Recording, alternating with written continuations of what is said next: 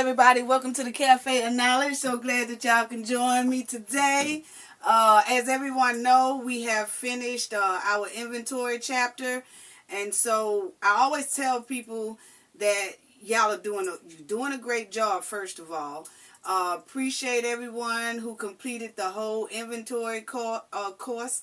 And now we are going into our budgeting, finance, accounting, how to keep a business afloat, and we're just touching bases on those things so that you all know how to keep a business growing and also the business making profit and making good profit to where your bottom line, you could see a lot of money inside the business bank account or either your bank account.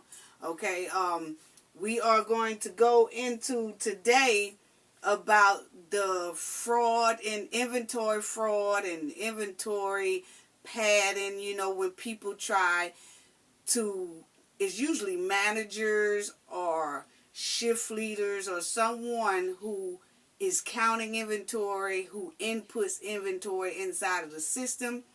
Is usually that person who will sometimes, occasionally, cheat on inventory and pad the numbers. Pad the numbers mean fraud the numbers. You're saying that you have something but really don't have something, okay? But I'm going to just take this time also and say, if you would like, you can also purchase my book called Inventory Control Easy. And it's by Nichelle Jones. And you can go to Google and punch in Inventory Control Easy and order the book for people who wants to get into more of what we have been talking about doing these week 1s and week 2s and week 3s. We have went all the way up into week 8 on inventory, and that completed that chapter. They use this book. Most people order my book, Inventory Control Easy, as a walk-in tool so that when they do get into the business or they move up into management, shift leader, corporate manager or regional manager, district manager, they always have a tool to go back to and refer and look at or whatever. And I do it all the time as well. So it's a good tool. It's like a walk-in best friend. You can always refer back to it. So you can always go to Google, look up Inventory Control Easy by Nichelle Jones, and it'll tell you exactly where you can order it, when your shipment will come in, and all that good stuff. So let's go right into this week and know that this is chapter 6. You already completed chapter 1 with the inventory, and then we also did a lot of first in, first out, which that was chapter 5, and we went over all that.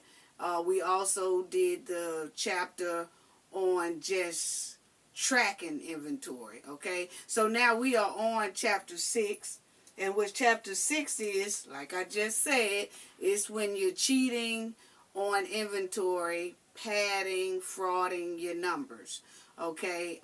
Basically telling a lie that you have something and you really don't have anything, okay? You really don't have what you said you have, okay? So let's go right into that right quick. Now, first of all, usually retail and restaurant managers occasionally manipulate the inventory, okay?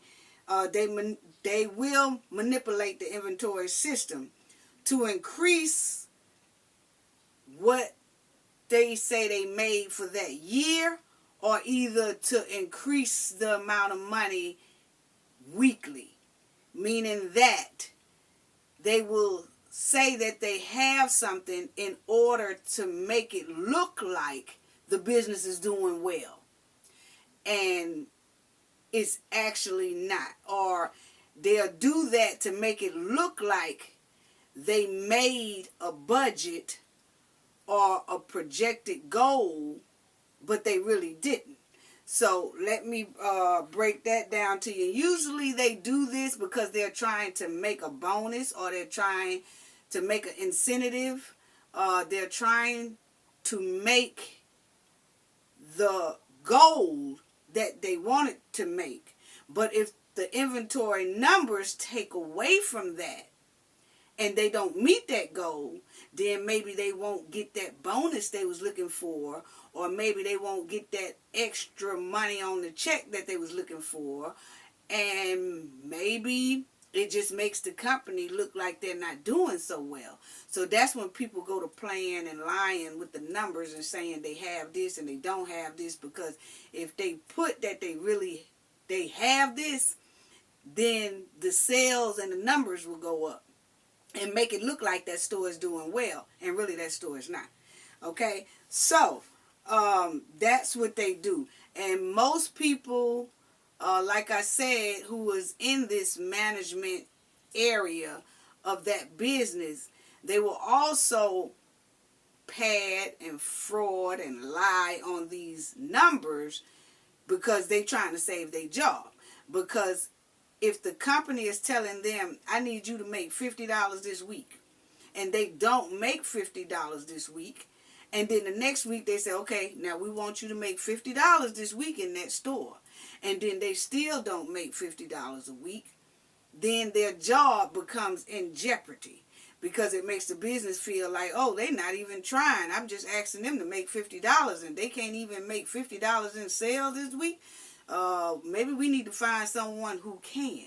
So usually a manager will start playing with the numbers and frauding it to make it look like they did make $50, but really they didn't. They'll add some inventory in there, or if inventory is missing, they'll say it's not missing to bring the money up or bring the numbers up, so that it makes it look like they did make that $50, but really they didn't. But it will catch up to you that you are lying eventually.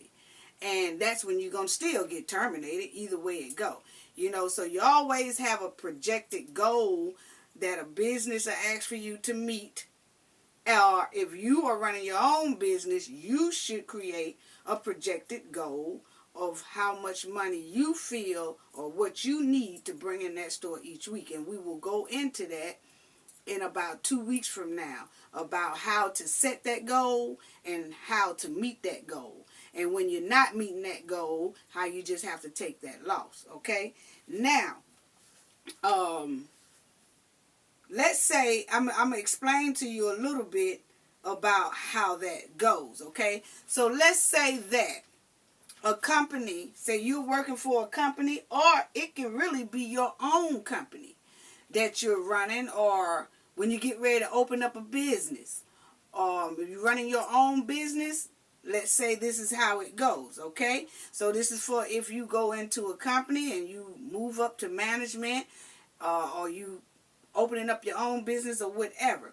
Let's say that you have to make $1,000 this week in that business.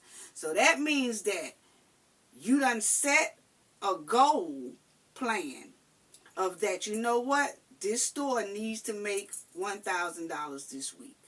Okay? And people, you set this goal because you have to have enough money in your account to be able to pay employees. You have to be able to pay your bills to keep the place running, operating. You have to pay your light bill, your water bill, your gas bill, and we're going to get into all that. And let me also remind you, is what I've said before. The same way you set a goal and a plan for a business or your business is the same way you set the goal for your own personal budgeting. Okay? So if you know how to budget the business, which we're going to go into that on how to do that in a couple of more weeks. If you know how to budget your own business, or you know how to budget a business that you're working for, and you know how to meet those goals, you'll be able to do the same with your personal money. And you'll be able to save your personal money a little bit more. You'll put a little bit back for this, put a little bit back for your light bill, your gas bill, your rent, your car note, all that good stuff. You'll be able to put money aside and still have money to spend on your own, but you will make sure that you have that money on the side to pay your bills. That's the same way it goes with a business. They set that money aside and they make sure they meet this goal every week. That way they know they are able to pay the employees, to pay for the inventory that's coming into the store, that they have to pay the vendors. They make sure that they have the money to the side in case something needs to be fixed. Somebody might, you might have to call a plumber, or you might have to call an electrician or something like that. You have that money set aside to do that. But the only way to have this money is you have to set a goal for yourself or for that company of what you need to bring in each week, so that you know that you are able to pay these people, okay?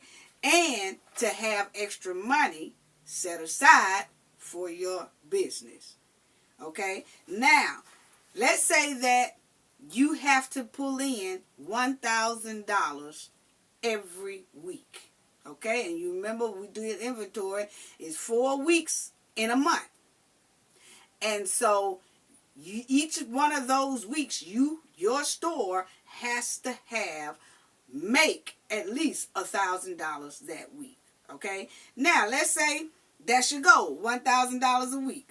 Now, let's say you did inventory at the end of the week, and you did make $1,000 that week in sales. You sold so much stuff all week long, to where when you do inventory and it tells you how much you bought in the whole week, how many items you sold the whole week, how many items is missing the whole week. You remember we went through that a couple of weeks ago on the register when we talked about the cashier and the register. It will tell you what the cashier bought in, how much you sold, and all that good stuff. So when you get ready to do inventory, it's going to show all that. How much you sold, how much you didn't sell, what's missing in your inventory, and it'll give you the total amount that store made for that week. Now, let's say your store did make that $1,000 it was supposed to make that week, okay? Now, but when you did inventory, you was missing a couple of things. Okay? Now, your store did bring in $1,000 like it was supposed to. So, you met the goal, or you met your company goal. That's that. Say if the company wants you to make $1,000 that week, or say if you're running your own business and you set that goal to, this is what I have to make every week. Now, let's say you did make that $1,000 that week. Okay? But then, when you did inventory, you was missing a couple of things. Let's say you was missing milk, which was $20 worth of milk. Okay. Then say you was missing bleach. $20. You was missing $20 worth of bleach. Then let's say that when it got to your meat department, it shows that you missing $60 worth of meat. Okay. So if you're missing $60 worth of meat, $20 worth of bleach, $20 worth of milk, how much is that? Correct. It's $100. Okay? So you're missing $100 worth of things in your inventory. Well, that $100 is going to have to be subtracted from that $1,000 worth of sales that you made, because you're missing $100 worth of things. Okay? So even though you made $1,000 in sales, when you do inventory and you're missing some stuff, you have to deduct that from your sales, because that stuff is missing and you no longer have it in your store. So you have to deduct that $100 from that $1,000, which is going to leave you only $900. So in all reality now, you didn't meet your $1,000 goal. You're trying to meet that $1,000 goal without anything subtracting it to bring it under $1,000. Well, because you're missing $100 worth of inventory, it subtracts from your $1,000 sale, which now your store really only have for that week $900, because you have to take away the items that is missing. Okay? That's why tracking inventory is so important. And that's why when you see that your items are being missing or it's some theft going on, that's how come companies gets right on it and they try to stop it, because it takes away from their money and their goal that they're trying to reach. So that's how come you see stores start putting locks on things and all that good stuff that we talked about weeks before. And if you don't know about what we talked about weeks before, you might want to go back and refer to the beginning of our inventory chapter, week 1, level 1, and work your way all the way up so you'll know exactly what we're talking about now and how important it is. Okay? So that's how that goes. Okay? So now you only have $900 and you didn't meet that $1,000 goal that you need, because you need that $1,000 every week, so that you know at the end of the month you do have enough money to pay your bills, pay your employees, and then be able to pay your vendors and all that good, and your maintenance, and then you still will probably have a little money left over to put in the bank. So that's why you really need that $1,000. So when you're missing items, it subtracts from that, and it shows that now you only have $900. Okay, so you missed your goal by $100, all due to some items that is missing in the inventory. Okay, so now that's when your managers and see, I kind of printed it out for you, and that's how it goes. Okay, you see that, like that $1,000 up there, the $1,000 is what you were supposed to make. Then you was missing the milk, and you're missing the bleach, and you're missing the meat, and then the missing inventory is $100. So then that's when you have to subtract that 1,000, that 100 from that 1,000, and it makes you at $900 in sales. So you missed your weekly goal by $100. Okay, so that's how that goes. Okay, and hey, you just have to take that loss. So that means you didn't make that goal. And usually the company will ask you as a manager, what is it? Why didn't you meet your goal? And you have to tell them, oh, well, because I was missing bleach, and because I missed $60 worth of meat, and because I missed $20 worth of milk. And then that company will ask you then, okay, well, what are you going to do to correct the problem so that the next week you will meet that $1,000 goal?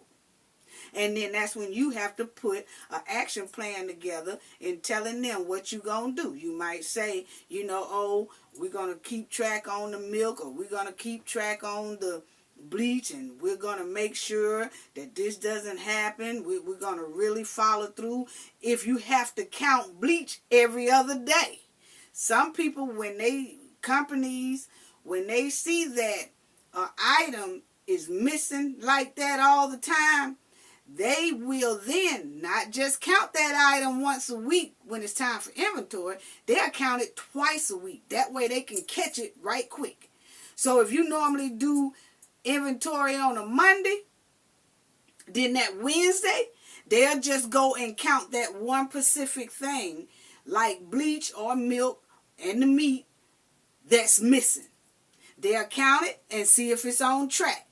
And if it's on track, okay, they'll leave it alone. Then that Friday, they'll probably count it again, because they put that game plan together to make sure that they not missing that meat. Like if it comes up missing, we're going to know within 2 days. We're not going to wait all week. when we get ready to count inventory, we're going to count this specific item every 2 days and see if it's balancing out right. And if something be missing within them 2 days, then they know the time frame that somebody either took that item or stole that item. Okay? So that's what they do on that. But you have managers and shift leaders or whoever do the inventory that will occasionally, because now they didn't meet their goal of $900, because you have some companies that say, okay, if you meet your goal of $1,000 every week, you will get a bonus. And your bonus, they'll give you about like probably $150 or maybe $200 extra on your check for meeting that $1,000 goal. Okay? If you don't make the goal, you don't get the bonus or the money or the incentive. Incentive is also just like a bonus. Incentive is mean kind of when the whole store gets a bonus. The managers and the employees, the managers might get $150 in bonus for making their goal, and then the employees might get about $75 extra on their check for meeting the goal.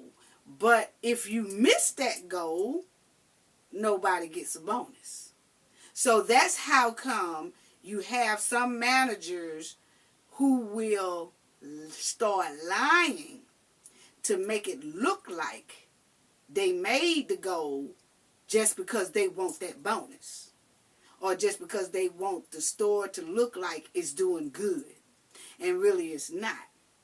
So that's what urges some managers. Occasionally this does happen. It doesn't happen all the time, but occasionally you will have some managers that will start lying and playing with the numbers and saying they got it. For instance, we know that you was missing $100 worth of food. You was missing the milk, you was missing the meat, and you was missing the bleach. Now, okay, if a manager just say they wasn't missing that, it have on there you was missing $20 worth of milk.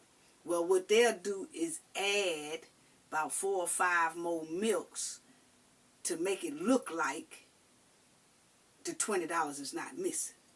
That's when they start lying. So now they done added 4 gallons of milk in there to push it over $20 to make it look like they really wasn't missing that milk. But really, them 4 or 5 milks is not in the store. They gone. But because they want this bonus, they'll put that, we just going to add it in there anyway because we want our bonus. So that's when people start lying, cheating. That's what you call starting to cheat your inventory. You're cheating, you're lying, and you're frauding. Okay? And it will eventually catch up to you because you can't say something is there when it's really not there.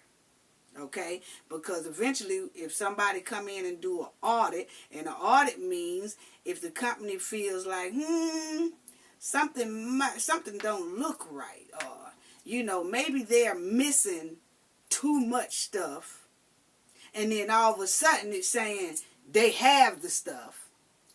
That's when corporate or whoever is over that store will say, hey, let me send somebody down there and get an audit and let somebody else count the store to see if they really have that stuff. And sometimes your store could be doing very good. You're not cheating. You're not lying. Your numbers are right. You just always make your goal. And sometimes they'll say, you know what, this store say they always making their goal. I'm still going to send somebody down there and do an audit and check it to see if this store is really doing that good. So they could send somebody down there to count your store, even when the store is doing good. And they'll send somebody down there to count your store if they think that there's some trickery going on. Somebody tricking or somebody lying. They'll send somebody down there. So that's why it's always, and then they send their auditor down there, and the auditor finds where you said you had this, but the auditor say you ain't got this in your store. When they find that you are lying, that's when you lose your job too. So it's best to just be honest with the whole thing. Okay? So now you know what triggers managers and some companies to start lying. Okay? Because they either want their bonus, or either the company wants the public to think that the store is doing very well, and really the store might not be doing all that good. But they just want to make themselves look good. Okay? So that's how it is. And companies have to tell the truth, because you have some investors that invest in that business. You have all kind of people that invest in the business because they think the business is doing good. So if you start lying and making it look like the store is doing good and it's really not, now you're playing with your investors' money.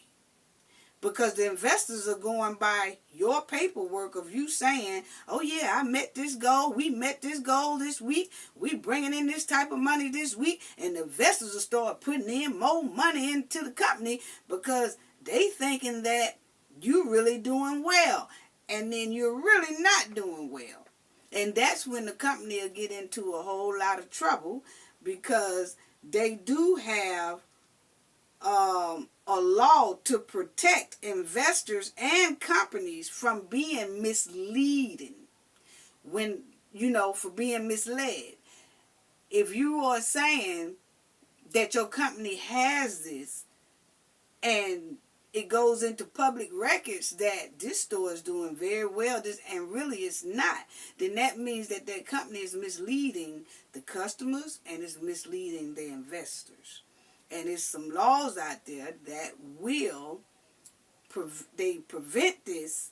But if your store starts doing that, it's some laws that will really stick it to companies that lie on their reports, their balance reports, their financial reports. Financial reports and balance reports are usually done at the end of the year, when everybody look at the paperwork and it tells how much money that store brought in all year, how much they sold all year, how much they spent all year. That's that yearly report. And if that yearly report says something that's not right, then you are misleading the public, the customers, and your investors. And that's when that company can get into a lot of trouble for doing that. Okay, so that's why I always tell people, when you're learning or knowing inventory, I always tell people, do not fraud, pad, lie on inventory. If you don't have it, take it as a loss. And hey, if it's your business, you just have to say, man, I lost a lot of product this week due to theft, or due to I didn't check the truck. I don't know why, but I'm missing all this. And that's when you start investigating why, and you get that problem under control, so you can make sure that from that point on, you don't have that problem anymore. But what you cannot do is lie about it. Okay? So that's what that pad, and it happens a lot when people do that. Okay? So just always know that some companies, they overstate the company's financial position. And that's what we're saying. Overstate, they trying to say it in kind of a passive way. But overstate, they didn't overstate the money they made. They just lied. Point blank. They frauding, they padding, and they not telling the truth about the inventory or the money that they're bringing in. Okay? And that's what you don't want to do, because you don't want to get yourself in trouble with the law. You don't want to get yourself in trouble with your investors, because once your investors find out that you pad and you lie on your numbers just to make your company look good, your investors will start pulling out. and then you have no investors that want to invest in your company to make your company grow even more. So you have to watch all that, okay? So that's basically what padding is, okay? Padding, cheating on inventory. That's what makes people do that, is because they're trying to meet their sales goal. And if it's a couple of things that they're missing that brings that sale goal down a little bit, and that means they didn't make that goal, then they'll start lying and saying, nah, I'm going to just scratch that out. We did do it. We did make that. We're not missing this. And they'll start plugging it in as, no, I do have the milk. I do have the bleach. I do have the meat. And then they put the numbers in there to make it look like if they missing 4 milks, they're going to say they do have 4 milks. That way the numbers and the dollar amount goes up and make it look like they're doing well, and really they're not. So I hope that I'm explaining that to you well.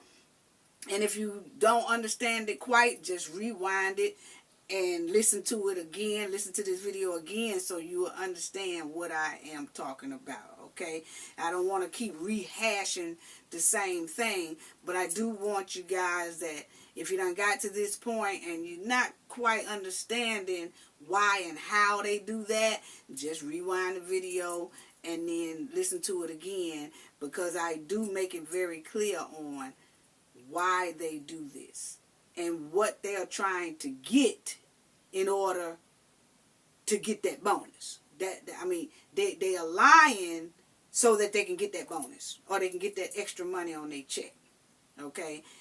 Rather than just taking a loss and saying, man, we could have made bonus this week, but because we're missing $100 worth of stuff, we're not going to be able to get bonus this week, extra money on our check.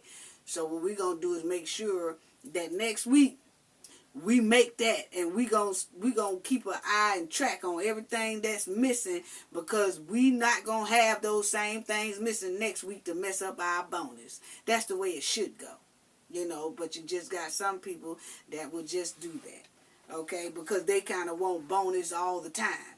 So they don't want to miss out on that money, so they start lying, frauding, and cheating, okay, on the inventory and on the sales report.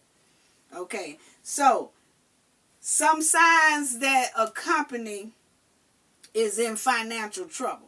I'm going to give you some signs that you will know that a company is in financial trouble.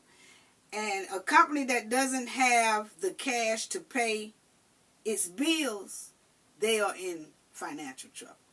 So meaning when it comes time, you know, at the end of the month, where we've already talked about this in the past, at the end of the month, you pay all your vendors, you pay your maintenance people, if you had any maintenance people there. At the end of the month, you have to pay your employees, you have to pay everybody. At the end of the month is when you do all your paying the bills, okay?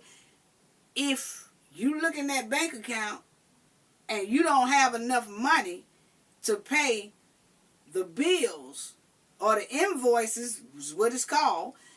If you look at all them invoices and you don't have the money to pay for all those invoices, that means your company is in financial trouble, okay?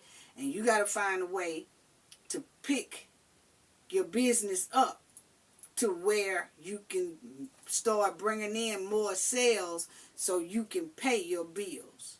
And we always say missing inventory, when you're missing inventory, that is the main key that will start bringing your money down to where the business don't have enough money.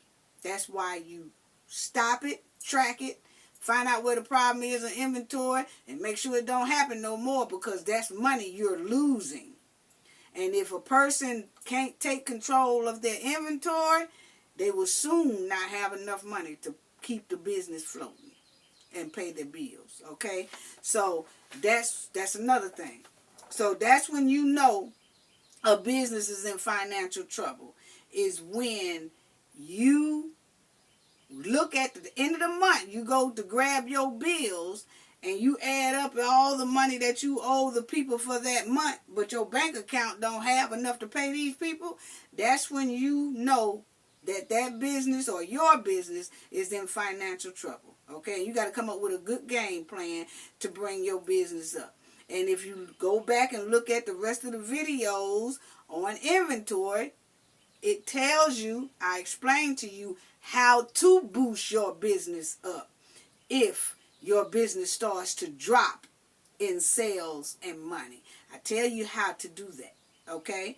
Now, if the company is dropping every year, so let's say that this is some signs that you know that your company, or either the company you're working for, is in financial trouble. Meaning that if this year you make, say, $20,000, then next year you make $18,000. Oh, hold on. Because that means $2,000. You made $2,000 less the next year than you did the previous year. Now you need to try to find out and go back to that last year and see what it was you was doing right to make the $20,000 last year. Because you're not trying to go down in numbers every year. You're trying to go up in numbers every year. Meaning that if you made $20,000 this year, next year you need to be trying to make $21,000. And then that next year you need to be trying to make $24,000. Then that next year you need to be trying to make $26,000. You always trying to go up in money that you make each year. If you are going down each year, then you are going in financial trouble. Okay? So that's how that go. When a company is borrowing too much money.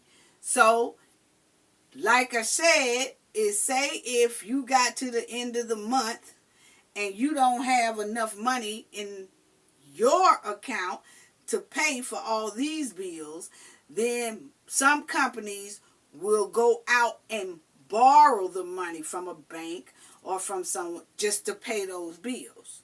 And then say the next week you don't make enough money, then you got to try to get another loan or borrow some more money the next week from another bank to try to pay these loans. When a company, or if you're running your own business, if you have to borrow money more than 2 or 3 times, if you have to borrow money to keep your business afloat, that means your business is in a financial situation. It's in trouble. It's in financial trouble. If you have to borrow money to take care of your bills, you shouldn't have to borrow any money. You should be making enough money to pay these things.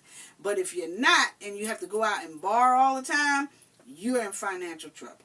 That business is in financial trouble, or your business is in financial trouble. But those are signs. These are signs that you look for to know that your business is in financial trouble. Okay? And then when you become in too much debt because you borrowing so much to keep your business afloat, then if you have to wind up, or your company has to wind up going into bankruptcy, then you know it's in financial trouble. And I know you all done heard of some type of store or retail store or restaurant or whatever that has to close their doors down, have went bankruptcy.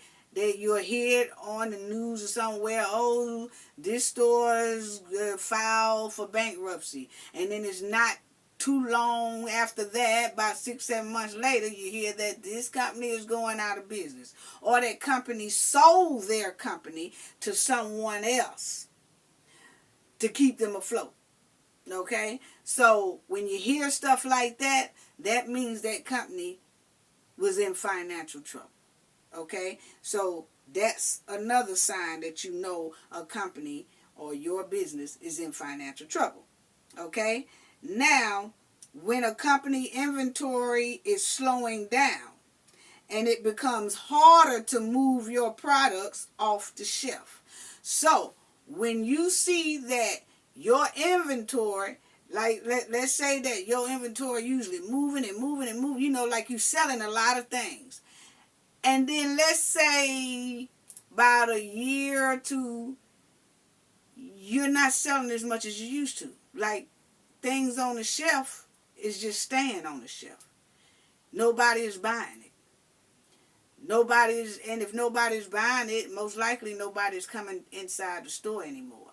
Or maybe your prices are too high. We don't know. But the thing is, if you have inventory that is just staying on the shelf too long, that could mean that your business or that company is in financial trouble. Because if you're not moving inventory, and if you got a lot of items that's just staying on the shelf for 4 and 5 and 6 months collecting dust, then that means if it's on the shelf, you can't be getting no money for it. And you can't be having no money because you ain't selling anything to make any money. So when you see that, that means that your business or the company business is in financial trouble. And that's when you have to come up with a game plan and try to move those items where they selling more. Okay? Or either you say, you know what, I'm going to drop evidently people don't like this, so I'm going to put it on sale. And I'm going to put a low price on it, try to get it on out the door, and then I'm going to order something that I know that everybody likes, okay? And sometimes you have to peek at your competition. Like if you are a retail store that sell clothes, you might want to go to another retail store and that's doing very well and see what they are doing. Just walk in that store or whatever and look around and see what they doing, and maybe you can see, oh, well, this is what's in style now, or this is what people like now, and then you can order that inside your store so that you can start moving those products as well. So that's how you know. So if you have anything that's sitting on the shelf for a long time and it's not moving, that's when you put them items on sale to get it on out the door and replace it with something that will move, okay? But if that item is sitting on that shelf for too long, 2 and 3 months at a time, that means you most likely are going into financial trouble, because you can't be bringing in no money because ain't nobody buying it. And then that's going to make your bank account not grow because you're not bringing in money. Okay, but you're going to still have to pay the employees. You're still going to have to pay the light bill. Still going to have to pay the water bill. You're going to have to steady pay bills, but you're not bringing in any money. That's going to drain the bank account, and that's going to put you in financial trouble. Okay, so that's all that is for this chapter 6. I just wanted to tell you all about padding, cheating, and fraud in inventory. So now that you know that, next week we will be going into the budgeting thing on why you set budgets. I told you a little bit today on why companies set budgets and goals, budget plans and goals. I told you, so they have enough money to pay their bills and have some money left to put in the bank. Okay, so but next week we are going to touch more into budgeting, and it's the same way. The way you budget a company money, or the way you budget your company money, is the same way you budget your personal money. Okay, so that's it for today. And don't forget to tune in to me and Jay when we talk about community relation things. Our video with me and Jay always come out on Sundays, so don't forget that. Our video come out on Sundays with me and Jay, and then the inventory videos always come out on Wednesdays. Okay, so make sure y'all stay tuned for that. Please, y'all, please click like and subscribe. Please get them up there. We moving up there, but please, y'all, it don't cost anything anything like that. You don't have to pull no money out your pocket just to be a subscriber. Just please click subscribe and like. That just helps us out. And like we said, we don't ask anybody for anything. We don't ask y'all to send us nothing on Cash App cards, nothing that. All we ask is you please hit subscribe and hit the like button. So until next week, I'll see y'all later, and y'all have a great week. Bye-bye.